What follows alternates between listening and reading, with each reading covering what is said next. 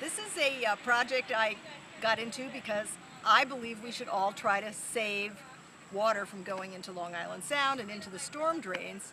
I heard about these rain gardens when I went to a garden show, and I said, wow, that's such a great idea, because basically this acts as a filter for water coming off our roofs and our porches, which otherwise would go into Long Island Sound eventually. So I thought this was a great way. I'm a big gardener, and this is a great way to have a sort of natural landscape, self-irrigating, where the water gets filtered into the ground, and you don't have to water as much, and we're helping everybody. So I think it's a great project, and the challenge is everybody else going to join me? The design is that it comes down here and it comes up underneath this rock and it just trickles in and will slowly fill into where the dam stone is. The dam stone is on the other side of the second bridge, and that creates a spot where this whole basin will fill up. And the storm, like the other night, it filled up slowly over the day because it was wet all day, and then when it became very heavy, it filled up the rest of the way and watered all of the plants around it, and then was more than it could hold and flowed over the dam stone into the second dry well.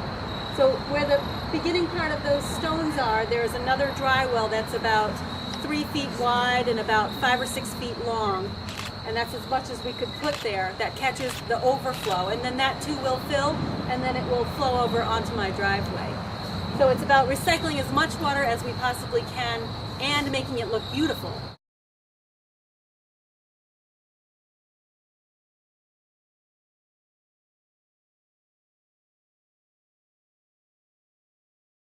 If we look at an average year, if we get about 48 inches of rain in an average year, it's about 13,000 gallons that fall on this roof, just over 13,000 gallons in an average year. That's a lot of water. To put it in perspective, it's the amount of water that a 4-person household would use in 4.5 months for all your domestic uses. So that's quite a bit of water.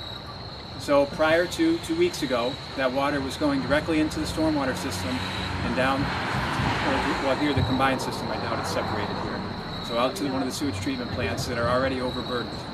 So now we've taken that water out of that system and we're putting it into the ground here. I think we were saying if you had 10 square blocks of people all, maybe not even all having rain gardens, you're literally saving millions of gallons of pollution going into Long Island Sound. I mean, and that's the interesting thing about this for me, is how one person can do something that sounds sort of small, but it's really very large if everybody starts doing it. So I hope this can be the beginning of kind of a little movement in this area.